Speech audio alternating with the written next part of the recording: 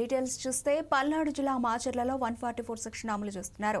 జెండా హత్యల కేసులో మాజీ ఎమ్మెల్యే పిన్నెల్లి సోదరులు ఈరోజు పోలీసుల ముందు సరెండర్ అవుతున్న నేపథ్యంలో 144 సెక్షన్ 40 పోలీస్ యాక్ట్ అమలు చేస్తున్నామని పోలీసులు తెలిపారు. అలాగే మాజీ ఎమ్మెల్యే పిన్నెల్లి ఇంటి వద్ద పట్టణ ప్రధాన కూడళ్లలో భారీ బందోబస్తు ఏర్పాటు చేశారు.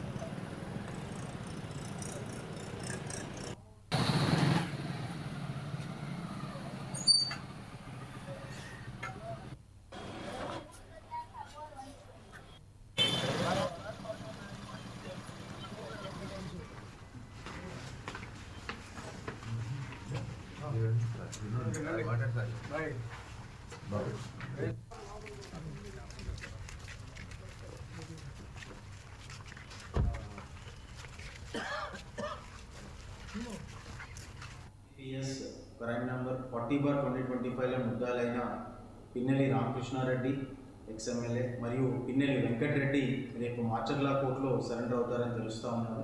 సో దీన్ని ఉద్దేశించి ఎల్లెండో సిచ్యువేషన్ని పరిగణలో తీసుకొని గురజాల సబ్ డివిజన్లో అంటే మాచర్ల మరియు గురజాల అసెంబ్లీ నియోజకవర్గాల్లో 144 సిఆర్పిసి అంటే 163 క్లాజ్ 1 బిఎన్ఎస్ఎస్ మరియు 30 పోలీస్ యాక్ట్ అమల్లో ఉంటాయి.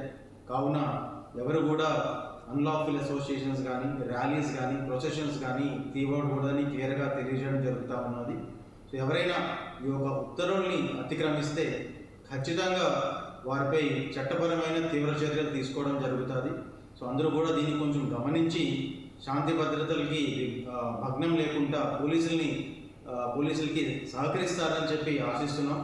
సో అందరూ కూడా దీన్ని కొంచెం గమనించి ఈ యొక్క లా అండ్ ఆర్డర్ని పీస్ని మెయింటైన్ చేసే విధంగా సహకరిస్తారని ఆశిస్తూ ఎవరైనా దాన్ని అతిక్రమిస్తే మాత్రం ఖచ్చితంగా తీవ్రమైన చర్యలు తీసుకుంటారు.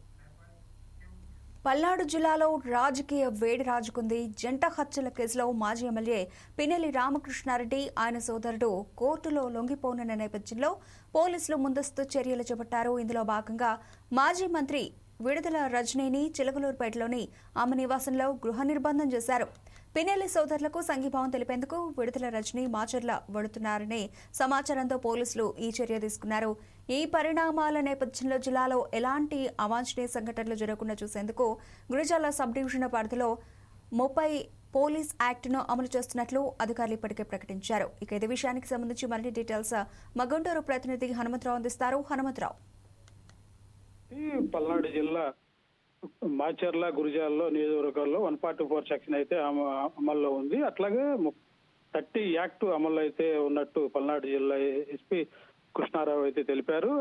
అలాగే మాచర్ల నియోజకవర్గం వెల్దుర్తి పోలీస్ స్టేషన్ పరిధిలో జంట హత్య కేసుల్లో మాచర్ల మాజీ శాసనసభ్యులు పిన్నెల్లి రామకృష్ణారెడ్డి, పిన్నెల్లి వెంకటారెడ్డి ఈ రోజైతే మాచర్ల కోర్టులో లొంగిపోయేటట్టు ఉంది. సుప్రీంకోర్టు ఆదేశాల మేరకు లొంగిపోతారని తెలిసిన సమాచారం మేరకు పల్నాడు జిల్లా ఎస్పీ అయితే భారీ బందోబస్తు అయితే ఏర్పాటు చేశారు. ఈరోజు మాచర్లలో కట్టుదిట్టమైన భద్రత అయితే ఏర్పాటు చేశారు.